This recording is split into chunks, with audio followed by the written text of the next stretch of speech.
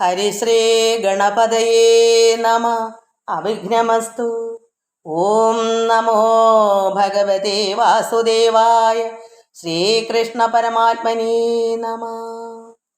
രാമായ രാമചന്ദ്രായ രാമഭദ്രായ വേധസേ രഘുനാഥായ നാഥായ സീതായാം പതയേ നമ. എല്ലാ ഭക്തമക്കൾക്കും എൻ്റെ വിനിതമായ പ്രണാമം. എല്ലാ മക്കളെയും കാത്തുകൊള്ളണമെന്ന് ഭഗവാനോട് പ്രാർത്ഥിക്കുന്നു. കാരണം ഒത്തിരി മക്കൾക്ക് വിഷമങ്ങളുണ്ട്, അസുഖങ്ങളുണ്ട്. എല്ലാവരെയും ഭഗവാനിൽ അർപ്പിക്കുന്നു. ഭഗവാൻ എല്ലാവരെയും കാത്തുകൊള്ളണമെന്ന് പ്രാർത്ഥിക്കുന്നു. ഓം ലോകാ സമസ്ത സുഖിനോ ഭവന്തു. നമുക്ക് ഭജി ഭജി മനമേന്ന് വേറൊരു നാമം, അത് ഒരു 10-15 വർഷത്തിന് മുമ്പേ ഞാൻ എഴുതിയ ഒരു പാട്ടാണ്. അന്നൊക്കെ ഒന്നുകൂടെ സൗണ്ട് ഉണ്ടായിരുന്നു. ഇപ്പോൾ അത് പാടാൻ വലിയ പാടാണ്. എന്നാലും ഭഗവാന്റെ അഷ്ടമി രോഹിണി അല്ലയോ, ജന്മ അഷ്ടമി അല്ലയോ. അപ്പോൾ ഇന്നും നാളെയൊക്കെ ഇതാണല്ലോ. അങ്ങനെ നമുക്കത് ഉള്ളണക്ക് ഭക്തിയാമണം നമ്മൾ തന്നെ എഴുതുന്നൊരു പാട്ടാകുമ്പം നമുക്കത് അന്നൊക്കെ ഞാൻ അന്ന് ഭക്തിയായിട്ടിരിക്കുമ്പം ഇങ്ങനെ മനസ്സിൽ വരുന്നതാ. അപ്പോൾ തന്നെ കുറച്ച് നേരം അങ്ങനെ അങ്ങ് പാടി മനസ്സിൽ നിന്ന് അത് കളയാതെ അല്ലെങ്കിൽ മറന്നു പോകും. കുറച്ച് സമയം നേരം കഴിയുമ്പോൾ ടൂണൊക്കെ അങ്ങ് മറന്നു പോകും. അന്നേരം കിട്ടുന്നൊരു ടൂണാണ്. അന്ന് ഈ മൊബൈൽ ഉണ്ടായിരുന്നെങ്കിൽ അത് നമുക്ക് എടുത്ത് വയ്ക്കാം. അത് പാടി ഒരു 2 വരി എടുത്ത് വെച്ചാൽ നമുക്ക് അതിൻ്റെ ടൂൺ കിട്ടും. ഇപ്പം പറ്റും. പക്ഷെ അന്നൊന്നും ഇതില്ലല്ലോ, ഈ മൊബൈൽ ഇങ്ങനെയുള്ളതൊന്നും ഇല്ലല്ലോ. കൊച്ചു മൊബൈലൊക്കെ അല്ലേ ഉള്ളൂ. അപ്പോൾ അന്ന് ഞാൻ കുറച്ച് നേരം ഇങ്ങനെ പാടി ടൂൺ മറക്കാതെ ഇങ്ങനെ മനസ്സിൽ പതിപ്പിക്കും. അങ്ങനെ എനിക്ക് പറ്റുന്നിട്ട് എഴുതിയെടുക്കും പിന്നീട്. അത് നമുക്ക് ഇപ്പം അങ്ങനെ പാടാൻ സൗണ്ടൊന്നും ഇല്ല. അന്നൊക്കെ ഒന്നുകൂടെയൊക്കെ നല്ല ഭക്തിയായിട്ടൊക്കെ ഇരിക്കുന്നൊരു സമയമാണ്. അപ്പോൾ ആനന്ദമൊക്കെ ഉണ്ടെങ്കിൽ നന്നായി പാടാൻ പറ്റും.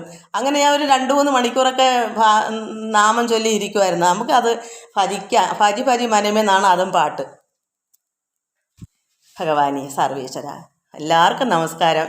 എല്ലാവരും മനസ്സിനകത്ത് ഇത് എനിക്ക് ഇങ്ങനെയൊക്കെ അറിയത്തുള്ളൂ. നല്ലതായിട്ടൊക്കെ എഴുതാനൊന്നും അങ്ങനെയൊന്നും പഠിച്ചിട്ടില്ലല്ലോ. അതുകൊണ്ട് ഇങ്ങനെയൊക്കെയുള്ള നാമങ്ങൾ നമുക്ക് സ്തുതിക്കാം.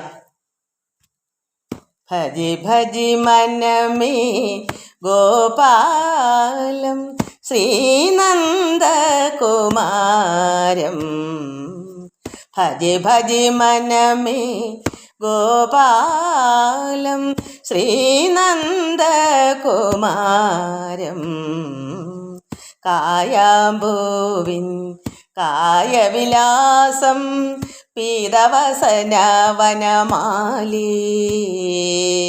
കായാമ്പൂവിൻ കായവിലാസം പീതവസന വനമാലി. ഭജി ഭജി മനമേ ഗോപാലം ലോകൈകനാഥം വൈകുണ്ഠപുരവാസം. ലോകൈകനാഥം വൈകുണ്ഠപുരവാസം. ശ്രീമഹാവിഷ്ണു അനന്തശയനം. ശ്രീമഹാവിഷ്ണു അനന്തശയനം. ലോകൈകനാഥം വൈകുണ്ഠപുരവാസം. ശ്രീമഹാവിഷ്ണു അനന്തശയനം. ഭജി ഭജി മനമേ ഗോപാലം ശ്രീനന്ദകുമാരം. ഭജി ഭജി മനമേ ഗോപാലം കാളിയമർദ്ദനം കംസാദിനിഗ്രഹം. കാളിയമർദ്ദനം കംസാദിനിഗ്രഹം. സുരമുനി വന്ദിതം മാനവരക്ഷിതം. കാളിയമർദ്ദനം കംസാദിനിഗ്രഹം. സുരമുനി വന്ദിതം മാനവരക്ഷിതം നാരദ മുനിവര സേവിത വന്ദിതം നാരദ മുനിവര സേവിത വന്ദിതം ഗോപീജനമന ഗോപകുമാരം ഗോപീജനമന ഗോപകുമാരം കാളിയമർദ്ദനം കംസാദി നിഗ്രഹം സുരമുനിവന്ദിതം മാനവരക്ഷിതം നാരദമുനിവര സേവിത വന്ദിതം ഗോപീജനമന ഗോപകുമാരം ഗോപീജനമന ഗോപകുമാരം ഭജി ഭജി മനമേ ഗോപാലം ശ്രീനന്ദകുമാരം ഭജി ഭജി മനമേ ഗോപാലം ശ്രീനന്ദകുമാരം കായാമ്പൂവിൻ കായവിലാസം പീതവസന വനമാലേ കായാമ്പൂവിൻ കായവിലാസം പീതവസന വനമാലേ ഭജി ഭജി മനമേ ഗോപാലം.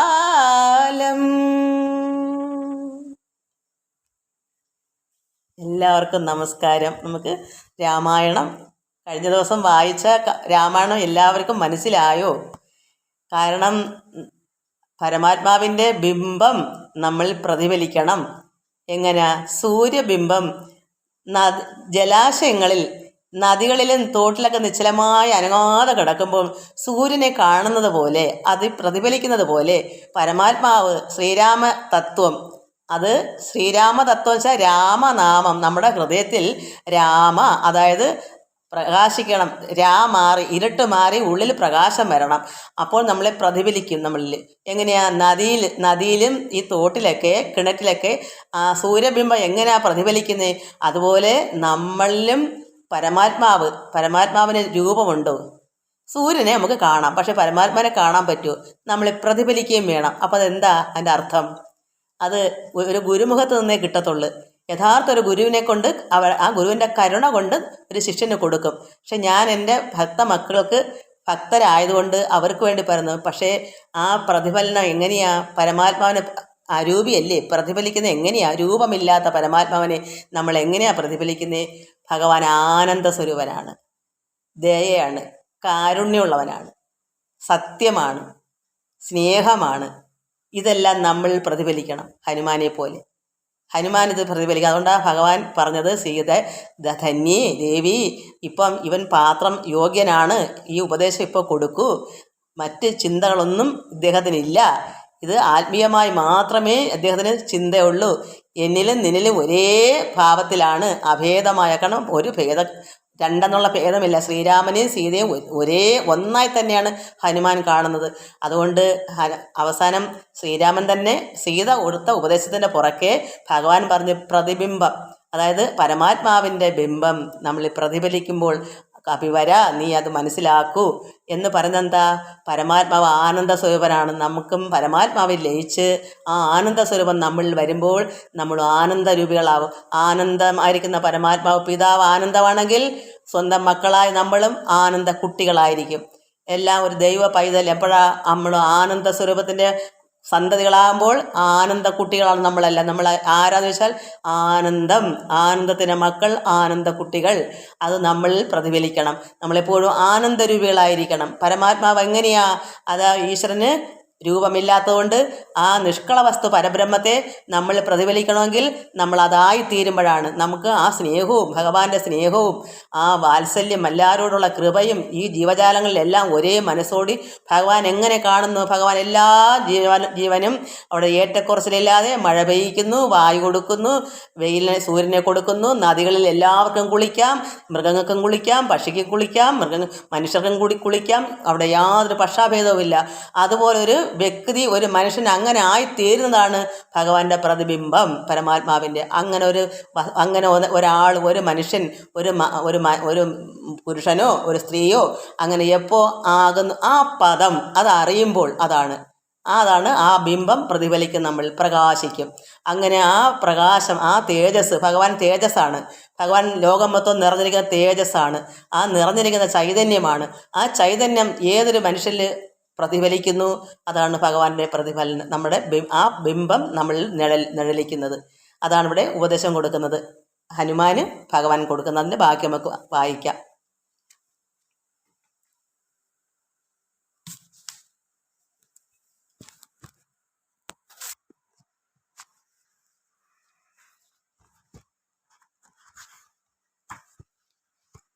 പരമാത്മാവാകുന്ന ബിംബത്തിൻ പ്രതിബിംബം പരിചിൽ കാണുന്നതു ജീവാത്മാവറിയടോ. നമ്മുടെ ഉള്ളിൽ അതെപ്പോഴും അപ്പോഴാണ് നമ്മൾ ജീവാത്മാവുള്ളത്. അതൊരു നമ്മൾ അറിയുന്നില്ല. നമ്മളും മൃഗത്തിന് തുല്യം കഴിഞ്ഞുകൂടുന്നു. ജീവാത്മാവ് എന്താണ്, പരമാത്മാവ് എന്താണെന്ന് നമ്മൾ അറിയാതെ കഴിഞ്ഞു പോകുന്നു. ആ ബിംബം പ്രതിഫലിക്കുമ്പോഴാണ് അതിൻ്റെ അംശം നമ്മളിൽ വന്നു ചേരുന്നത്. ആ പദം നമ്മൾ അറിയണം. പരമാത്മാവ് എങ്ങനെയാകുന്നു അത് നമ്മൾ അതിലായിത്തീരുമ്പോഴാണ്.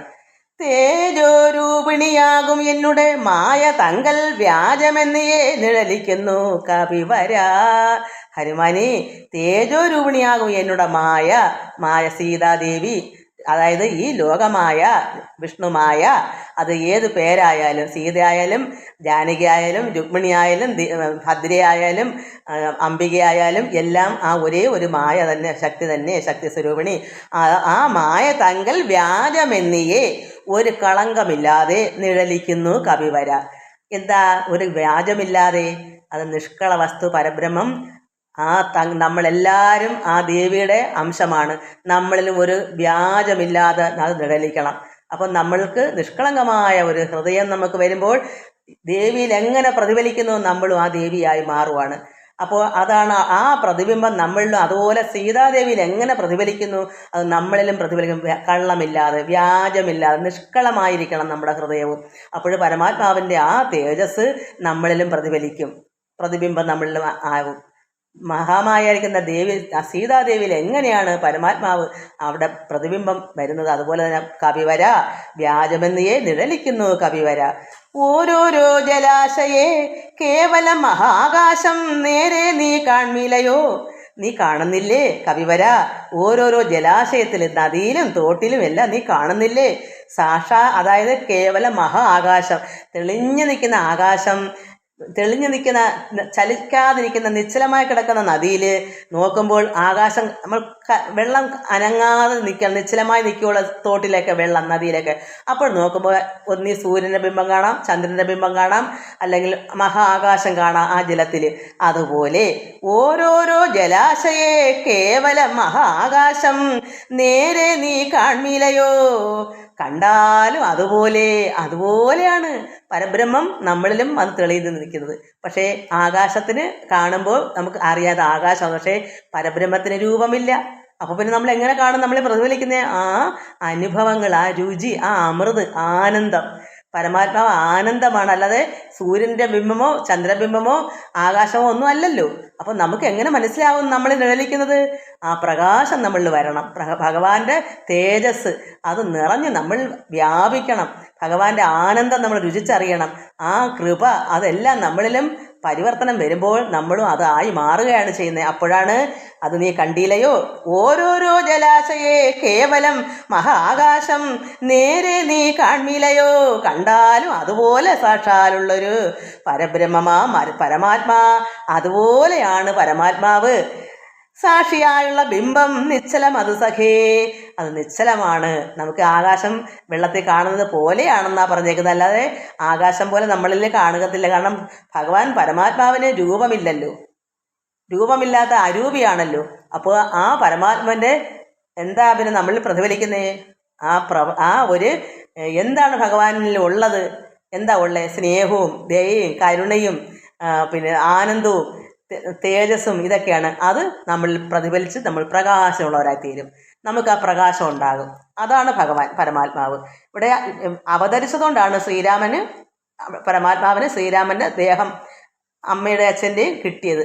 അല്ലെങ്കിൽ യഥാർത്ഥ പരമാത്മാവ് ശ്രീരാമൻ്റെ ഉള്ളിൽ പരമാത്മാവാണ്. പക്ഷേ ഇവിടെ ഭൂമിയിൽ നിലവിളിയും പടവിളിയൊക്കെ ആയപ്പോൾ ജനങ്ങൾക്കും ഭക്തന്മാർക്കും ഭൂമിദേവിയൊക്കെ ചെന്ന് കരഞ്ഞതിൻ്റെ ഫലമായിട്ടാണ് ഇവിടെ ദേഹമെടുത്ത് വന്നത് പരമാത്മാവ്, കൃഷ്ണനായാലും രാമനായാലും.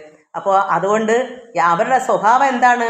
അവരിലുള്ളത് എന്താണ്? ആ ഉണ്മ, അതിൽ നിറഞ്ഞിരിക്കുന്നതാണ് തേജസ്, ശക്തി സ്വരൂപനായിരിക്കുന്ന പരമാത്മ ചൈതന്യം, ആ നിറവ്, ആ ഒരു ചൈതന്യമൂർത്തി, അത് നമ്മളിൽ പ്രതിഫലിക്കണം. അപ്പോഴാണ് ആ ഭഗവാന്റെ അതാണ് ഇവിടെ പ്രതിഫലിക്കേണ്ടത്. അല്ലാതെ ചന്ദ്രനോ സൂര്യനോ ആയിട്ടല്ല.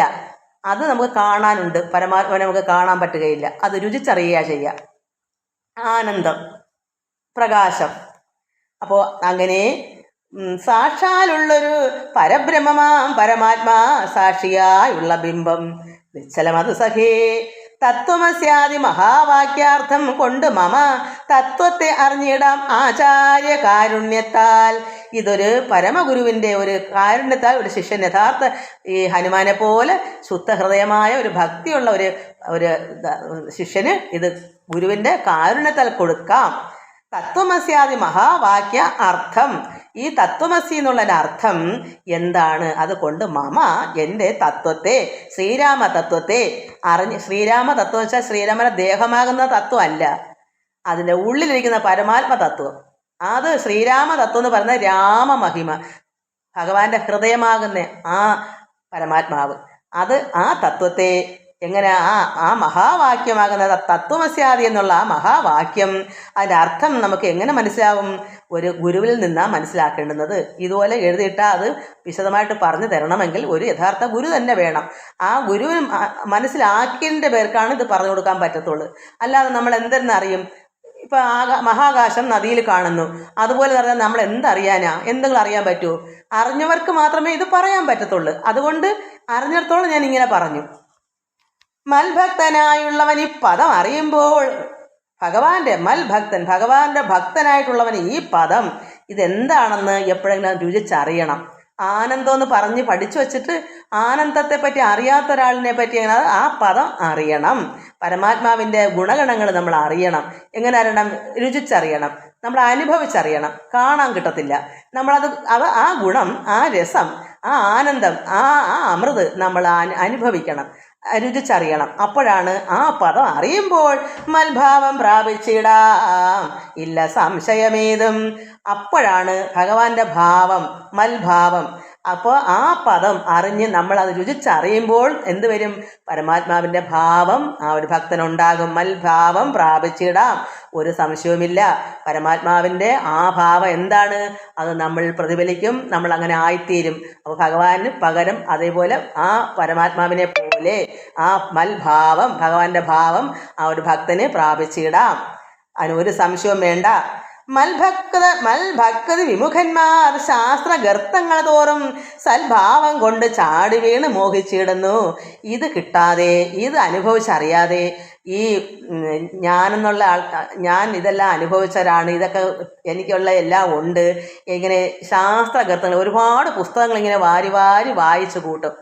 ഇപ്പം രാമായണം എടുക്കും, അടുത്ത ഭാരതം എടുക്കും, ഭഗവത്ഗീത എടുക്കും, ഭാഗവതം എടുക്കും, ഇങ്ങനെ ഓരോന്നെടുത്ത് വായിച്ചങ്ങ് പഠിത്തമാണ്. പക്ഷേ എന്ത് ചെയ്യും? ഗർത്തങ്ങളാണ് ഇതെല്ലാം. കുണ്ടുകുടുക്ക് അഗാധ കുഴിയിൽ ചെന്ന് ചാടുന്നത് പോലെയാണ്. ഇതൊക്കെ വായിച്ചെടുത്തതിൽ ഇത് അനുഭവിച്ച് രുചിച്ചറിയാൻ പറ്റുകയില്ല. ഇതൊരു ഗുരുമുഖത്തുനിന്ന് മാത്രം കിട്ടി അത്രമാത്രം ധ്യാനിച്ചും ഭക്തിപൂർവ്വം ഇരുന്ന് അത്രമാത്രം മുഴുകി ഇരുന്നെങ്കിൽ മാത്രമേ, അല്ലെങ്കിൽ ഭഗവാൻ നമ്മുടെ ഹൃദയത്തിൽ ഒരു ഗുരുവായി വന്ന് അത് മനസ്സിലാക്കി തന്നെങ്കിൽ മാത്രമേ, ഒരു ഗുരു ഇല്ലെങ്കിൽ ഒരു ഗുരു ഉണ്ടെങ്കിൽ ആ യഥാർത്ഥ ഒരു ഗുരുവിന് മാത്രമേ ഇതെന്താന്ന് പറഞ്ഞു തരാൻ പറ്റത്തുള്ളൂ. അത് അനുഭവിച്ചറിയുന്ന ഒരു കാര്യമാണ്. അതുകൊണ്ട് മൽഭാവം പ്രാപിച്ചിടുമില്ല സംശയമേതും.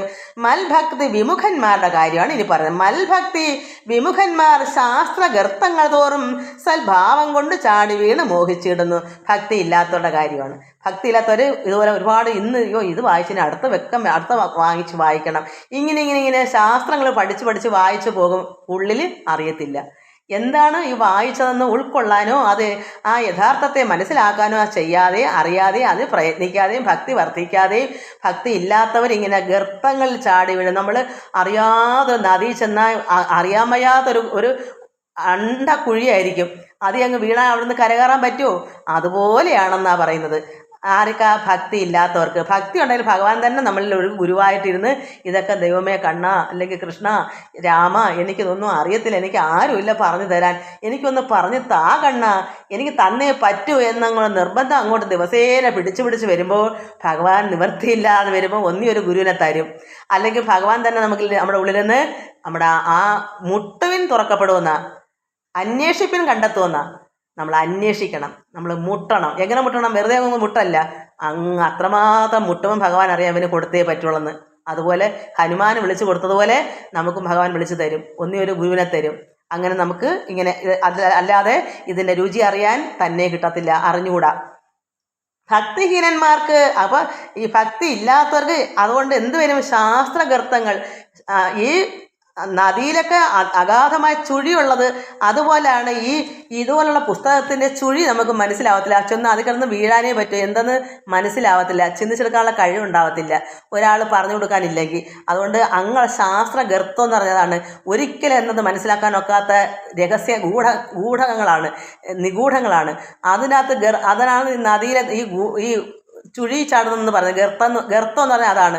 അത് ഈ വിദ്യയാകുന്ന ഗർത്തം. പക്ഷേ ഇതിനകത്ത് ചാടി വീഴത്തേ ഉള്ളൂ, കരകയറാൻ പറ്റത്തില്ല, ഇത് മനസ്സിലാക്കാൻ പറ്റത്തില്ല. അതാണിത്. ഇതിൻ്റെ രഹസ്യങ്ങളൊക്കെ ഒരു ഗുരുവിന് മാത്രമേ കൊടുക്കാൻ പറ്റൂ. എങ്ങനത്തെ ഗുരുവാ? യഥാർത്ഥ ജ്ഞാനിയായ ഗുരു. ഇതൊക്കെ മനസ്സിലാക്കിയിട്ടുള്ളവർക്ക് പഠിപ്പിക്കാൻ എല്ലാവർക്കും പറ്റും. അക്ഷരം നോക്കി അർത്ഥം നോക്കി പറഞ്ഞു കൊടുക്കാം, ഇത് ഇന്നതാന്ന് അനുഭവിച്ചറിയാൻ. ശർക്കര തിന്ന് നോക്കിയാലേ മധുരം അറിയത്തുള്ളൂ. പഠിച്ചു വെച്ചാൽ മധുരമാണെന്ന് എഴുതി വെക്കാം, നോട്ട് എഴുതി വെക്കാം. ശർക്കരയ്ക്ക് എന്താ കുട്ടി? അത് മധുരമാണ്. ഒന്ന് കടുപ്പിച്ച് വെച്ചാൽ മധുരമാണെന്നാണ് ഞാൻ പഠിച്ചു വെച്ചതെന്ന് വരും. പക്ഷേ തിന്ന് നോക്കിയല്ലേ യഥാർത്ഥത്തിൽ തർക്കിക്കത്തില്ല. പിന്നെ മധുരം തന്നെയാണ്, ഉറപ്പാ. അതുകൊണ്ട് ഇവിടെ ഭക്തി വിമുഖന്മാർ ശാസ്ത്രഗർത്തങ്ങൾ തോറും സൽഭാവം കൊണ്ട് ചാടി വീണ് മോഹിച്ചിടുന്നു. ഭക്തിഹീനന്മാർക്ക് 100,000 ജന്മം കൊണ്ടും സിദ്ധിക്കയില്ല തത്വജ്ഞാനവും കൈവല്യവും. ഭഗവാന്റെ ആ തത്വം അറിയാൻ ആ ജ്ഞാനം ഉണ്ടാകത്തുമില്ല, മോക്ഷം കൈവല്യവും കിട്ടത്തില്ല. എന്താ? ഭക്തി ഇല്ലാത്തവർക്ക്. എത്രമാത്രം ഇത് വായിച്ചു പഠിച്ചാലും ഭക്തി ഇല്ലെങ്കിൽ ഒരു ഫലവുമില്ല എന്നാണ് ഇത് വേദോതി പറയുന്നത്. പരമാത്മാവാ മമ ഹൃദയം രഹസ്യം ഇത് ഒരു നാളും തൽഭക്തിഹീനന്മാരായി മേവീടും നരന്മാരോട് പറഞ്ഞറിയിക്കരുതടോ. ഇത് ഭക്തിയില്ല, ഇത് എൻ്റെ മക്കൾക്ക് വേണ്ടി മാത്രം ഞാനിത് പറഞ്ഞതാണ്. ഇത് ഭക്തി ഇല്ലാത്തവർക്ക് പറഞ്ഞറിയിക്കരുതടോ. എന്താ? അവർക്കിത് ഓർക്കാനും വരും കേൾക്കുമ്പം. ഇതൊക്കെ ഇങ്ങനെ അങ്ങനെ ഉണ്ടോ? അതൊക്കെ ചുമ്മാതാ, അല്ലെങ്കിൽ ചവിട്ടി തേക്കണക്ക് അവർ തൊങ്കരിക്കും. അതുകൊണ്ട് ഇത് അങ്ങനെയൊക്കെ കൊടുത്ത്, അതായത് നായ്ക്ക് നിറനെയ്യ് കൊടുക്കരുതെന്ന് പറഞ്ഞതുപോലെ ഇത് ആവശ്യക്കാർക്കേ കൊടുക്കുക, ഭക്തന്മാർക്ക്. എൻ്റെ കുറച്ച് മക്കൾ ഇതിൽ ഭക്തന്മാരുണ്ട്, ഭക്തന്മാരും ഉണ്ടെന്ന് എനിക്കറിയാം. അതുകൊണ്ട് ഞാനിത് അവർ നേരിട്ട് കാണാൻ ഒക്കത്തില്ല, എന്നെ അവർക്ക് കാണാൻ പറ്റത്തില്ല. എന്നാൽ ആവശ്യക്കാരൻ എന്തായാലും ഇത് മുട്ടിയെടുക്കും. ഇത് വേണ്ടുന്നവർക്ക് ഇതെന്താണെന്ന് മനസ്സിലാക്കാനും ഭക്തി വർദ്ധിച്ചിട്ട് പരമാത്മാവായ ഭഗവാൻ അവർക്ക് ജ്ഞാനോപദേശം അവരിൽ സ്വപ്നത്തിലെങ്കിലും ഭഗവാൻ തലേ കൈവച്ച് അനുഗ്രഹം കൊടുക്കും. എനിക്കങ്ങനെ കിട്ടിയിട്ടുണ്ട്. അതുകൊണ്ട് അങ്ങനെ ഉള്ളവർക്ക് വേണ്ടി മാത്രം ഞാനിത് പറഞ്ഞതാണ്. അതുകൊണ്ട് പരമാത്മാവാ മമ ഹൃദയം, അതായത് രാമഹൃദയം. മമ ഹൃദയം വെച്ചാൽ രാമഹൃദയം. രഹസ്യം ഇത് രഹസ്യമാണ്. ഇതൊരു നാളും തൽഭക്തിഹീനന്മാരായി ഭഗവാന്റെ ഭക്തന്മാരല്ലാത്തവർക്ക്, ഹീനൻ എന്ന് വെച്ചാൽ പരമാത്മാവായിട്ട് ഈശ്വരനെ ഭക്തി ഇല്ലാത്തവർക്ക്, അത് ഏത് മതമായാലും എല്ലാം ഭക്തിയുള്ളവർക്ക് ആക്കും കൊടുക്കാം. ഭക്തി ഇല്ലാത്തുള്ള കാര്യം, അതായത് തൽഭക്തിഹീനന്മാരായ മേവീടും നരന്മാരോട്, അങ്ങനെയുള്ള മനുഷ്യരോട് പറഞ്ഞറിയിക്കരുത് എടോ, അറിയിക്കരുതെടോ, ചെയ്യരുത്. പരമ ഉപദേശമില്ല ഇതിന്മീതെ വേറൊരു ഉപദേശവും ഇല്ല. ഇതാണ് യഥാർത്ഥമായ ഉപദേശം. ഇത് യഥാർത്ഥ ജ്ഞാനം. ഇത് തന്നെ. ഇതിനപ്പുറത്ത് യാതൊന്നും ഇല്ല. ഏത് ഗ്രന്ഥങ്ങൾ വായിച്ചാലും ഇതിനപ്പുറത്തേക്ക് ഒന്നും തന്നെ മനസ്സിലാക്കാനില്ല. ഇത് തന്നെയാണ് യഥാർത്ഥ പരമാത്മാവിനെ നമ്മൾ രുചിച്ചറിഞ്ഞ് നമ്മുടെ ഉള്ളിലായി നമ്മൾ അതായി ഭഗവാന്റെ ഭാവം പ്രാപിക്കുന്നത് ഇത് തന്നെയാണ്. ഇതിനപ്പുറത്തേക്കായിട്ട് ഒരു ഉപദേശവും ഇല്ല. പരമ ഉപദേശമില്ല ഇതിന്മീതെ ഒന്നും. ശ്രീ മഹാദേവൻ മഹാദേവിയോട് അരുളി ചെയ്തു. ഈ സീതാദേവിയുടെയും പരമാത്മാവായ ശ്രീരാമൻ്റെ ഈ തത്വം പരമശിവൻ പാർവതിക്ക് കൊടുത്തപ്പോൾ പറയുന്നു, ശ്രീ മഹാദേവൻ പരമശിവൻ മഹാദേവിയോട്, അതായത് പാർവതീദേവിയോട് അരുളി ചെയ്തു, രാമമാഹാത്മ്യം ഇതം പവിത്രം ഗുഹ്യതമം. ഇത് രഹസ്യമാണ്, ഗുഹ്യമാണ്, അത് പവിത്രമാണ്. ശ്രീ രാമമാഹാത്മ്യം, ഇത് പരമാത്മാവായ ശ്രീരാമ മാഹാത്മ്യം. മമ ഹൃദയം രാമഹൃദയത്തിൻ്റെ മാഹാത്മ്യമാണ്. അത് പവിത്രമാണ്, അത് ഗുഹ്യമാണ്, അത് രഹസ്യമാണ്. സാക്ഷാൽ ശ്രീരാമ പ്രോക്തം വായുപുത്രനായിക്കൊണ്ട് മോക്ഷദം പാപഹരം ഹൃദ്യമാനന്ദോദയം. സർവവേദാന്ത സാര സംഗ്രഹം രാമതത്വം ദിവ്യനാം ഹനുമാനോട് ഉപദേശിച്ചതെല്ലാം. അങ്ങനെ ഈ ഹനുമാൻ ഉപദേശിച്ചതെല്ലാം അതുപോലെ തന്നെയാണ് ഇവിടെ പരമശിവൻ പാർവതിക്ക് കൊടുത്തത്. ഈ കാര്യങ്ങളൊക്കെയാണ് പറഞ്ഞു കൊടുക്കുന്നത്. അങ്ങനെ മോക്ഷദം പാപഹരം ഹൃദയ ആനന്ദോദയം. സർവവേദാന്ത സാര സംഗ്രഹം രാമതത്വം ദിവ്യനാം ഹനുമാനോട് ഇതെല്ലാം ഉപദേശിച്ചത് എല്ലാം ഭക്തി പൂണ്ട നാരദം പഠിച്ചിടുന്ന പുമാൻ. ഇത് ഭക്തിപൂർവം ഇത് പഠിക്കുന്ന ഒരു പുമാൻ, ഒരു നരൻ, ഒരു മനുഷ്യൻ മുക്തനായി വരും, ഒരു സംശയമില്ല നാഥേ. അതായത് ഒരു സംശയവും വേണ്ട. ഇത് പഠിച്ച് ഈ പദം മനസ്സിലാക്കുമ്പോൾ ഇത്രയും മതി, അവൻ യഥാർത്ഥ മുക്തനായി വരും. അത് ഒരു സംശയവുമില്ല. ഇത് പഠിച്ച് ഭക്തി പൂണ്ട അനാരതമെന്നാ, അത്രമാത്രം ഭക്തി വേണം. ആ ഭക്തി എന്ന് വെച്ചാൽ നമുക്ക് പറയുമ്പം എളുപ്പമാണ്. ഭക്തി വെച്ചാൽ അല്പം ഏതാണ്ടാന്നാ തരും. പക്ഷെ അങ്ങനല്ല, അതിനൊരു നിലവിളിയാണ്. അത് തറയ്ക്കുന്നത് ഉരുളക്കമാണ്. ഞാൻ ഉരുണ്ടവളാണ്. അങ്ങ് ഭിത്തിലും ഇങ്ങേ ഭിത്തിലും അടിച്ച അങ്ങനെ ഒരു ദിവസമൊന്നുമല്ല. ഞാൻ എത്ര നാളായി ഉരുണ്ടെന്ന് എനിക്കെന്നെ അറിയില്ല. പക്ഷേ കിട്ടിയത് ഒറ്റ ദിവസം തന്നെ കിട്ടി. ഞാൻ ഉരുണ്ട ഒരുപാട്. പക്ഷേ എനിക്ക് ആ ഒരു ഉരുളക്കത്തിൽ എനിക്കൊരു യഥാർത്ഥ ഒരു ഗുരുവിനെ കിട്ടി. അത് ക്രിസ്ത്യൻസാ, ഒരു നല്ല ജോൺസച്ചനാ. പക്ഷേ അത് ബൈബിൾ മുഖാന്തരം ആണെങ്കിലും അത് ഉൾക്കൊള്ളാൻ എനിക്ക് എൻ്റെ കണ്ണൻ, എൻ്റെ കൃഷ്ണൻ എന്നെ അവിടേക്ക് പറഞ്ഞു വിട്ടു.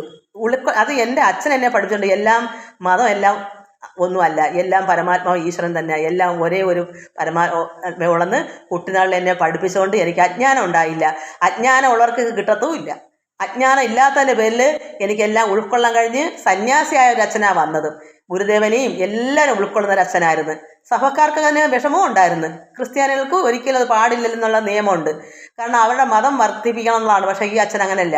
ഈ അച്ഛൻ യഥാർത്ഥ ഒരു സന്യാസിയായിരുന്നു. അങ്ങനെയുള്ള സ്ഥലത്ത് എനിക്കായിട്ട് എൻ്റെ ഭഗവാൻ അവിടെ കൊണ്ടുതന്നെ. അപ്പോൾ ബൈബിൾ മുഖാന്തരം എനിക്ക് ഒരുപാട് പരമാത്മാവായ ആ ഭഗവാൻ, ആ യേശു കർത്താവ്, ആ ദൈവപുത്രൻ, ആ പരംപിതാവിൻ്റെ മകനെ എനിക്ക് അന്ന് തന്നെ എനിക്ക് പ്രത്യക്ഷമായി. എങ്ങനെ പ്രത്യക്ഷമായി? ഞാൻ ലൈറ്റ് അണച്ച് കട്ടിൽ ഇരിക്കാനായിട്ട് ഇരുന്നില്ല. അനുവിൻ്റെ ആ മുറിമൊത്തോ ഒരു 10,000 സൂര്യനുദിച്ച പ്രകാശവും അത് വെള്ളി രോമവും കൊച്ചു നാരങ്ങ കണക്കുള്ള തീ ഉള്ള കണ്ണ്, അതും ചുണ്ടെല്ലാം താമര പോലെ ചുമന്ന ചുണ്ടും വെള്ളി പത്തായം പോലത്തെ മുടി, ഒരു കറുത്ത മുടിയില്ല. പക്ഷേ അത് പിറ്റേ ആഴ്ച ഞാൻ ചെന്ന് അവിടെ സാക്ഷ്യം പറഞ്ഞപ്പോൾ അച്ഛൻ, അന്ന് എനിക്ക് ബൈബിളില്ല, എവിടെ എന്താണെന്നൊരു പിടിയില്ല. പക്ഷെ അന്നെടുത്ത് വായിച്ചു. യോഹന്നാൻ്റെ വെളിപാട് പുസ്തകത്തിൽ യോഹന്നാൻ കണ്ട വെളിപാട് ഇങ്ങനെ ആയിരുന്നു. കർത്താവായ യേശു തമ്പുരാനെ കണ്ടത്. അപ്പോൾ ഞാൻ അതാണ് കണ്ടത്. ആ രംഗമാണ് ഞാൻ കണ്ടത്. പക്ഷെ ഞാനത് വായിക്കാൻ അത് ആ ഭാഗം പിന്നെ പുസ്തകം മേടിച്ചു. അച്ഛൻ്റെ എന്തൊരു പുസ്തകം തന്നു. ആദ്യം തൊട്ടേ പുതിയ നിയമവും പഴയ നിയമവും ഉള്ളതാണ്. ഞാൻ പഴയ നിയമം വായിച്ചു തീർന്നു 10 നാളായി. അതും കഴിഞ്ഞ് അവസാനം വന്നപ്പോൾ ഞാൻ കണ്ട കാഴ്ച അതിൽ കിടക്കുന്നു. അന്നേരം അച്ഛനില്ല പറഞ്ഞുകൊണ്ട് പോകുമ്പോൾ നമുക്കത് അറിയത്തില്ല.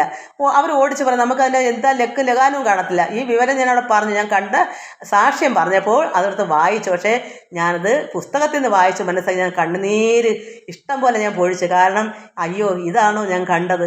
യോഹന്നാൻ കണ്ട വെളിപാടാണോ എന്ന് പറഞ്ഞ് ഞാനത് ഞാൻ ഒത്ത് കരയുമായിരുന്നു. എനിക്ക് എന്നെ അന്നേരം പെട്ടെന്ന് അത് ഒറ്റ ദിവസം ഒരു ദിവസം പോയി അന്ന് രാത്രി തന്നെ ഞാൻ കണ്ടു. പ്രത്യക്ഷത്തിലാണ് കണ്ടത്, അതായത് ദർശനത്തിലല്ല. ദർശനത്തിൽ ഒരുപാട് കണ്ട്.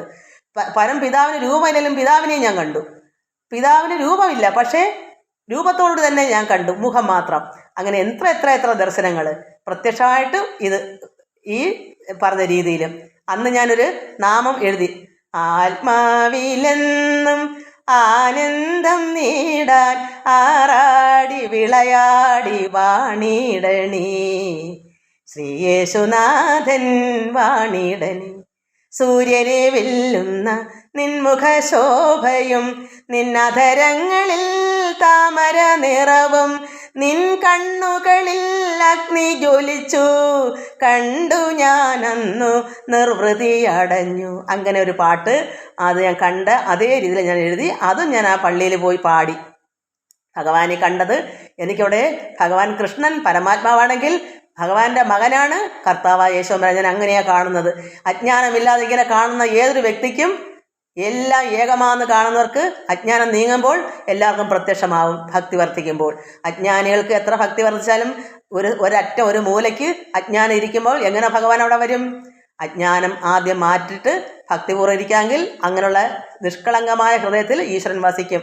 അതായത് ഹൃദയശുദ്ധിയുള്ളവർ ദൈവത്തെ കാണും. ബൈബിളിൽ കിടക്കുന്നതാണ്. ഹൃദയശുദ്ധി വേണം, അവർ ദൈവത്തെ കാണും. അങ്ങനെയാണ് കിടക്കും. നമുക്ക് ഇനി ബാക്കി അടുത്ത ദിവസം വായിക്കാം. ഇങ്ങനെ എന്തെങ്കിലുമൊക്കെ പറയാനേ പറ്റുന്നുള്ളൂ മക്കളെ. ഇങ്ങനെയൊക്കെ മതി. അങ്ങനെ ഭക്തി പൂണ്ട അനാരദം പഠിച്ചിടുന്ന പുമാൻ മുക്തനായി വരും, ഒരു സംശയമില്ല നാഥേ.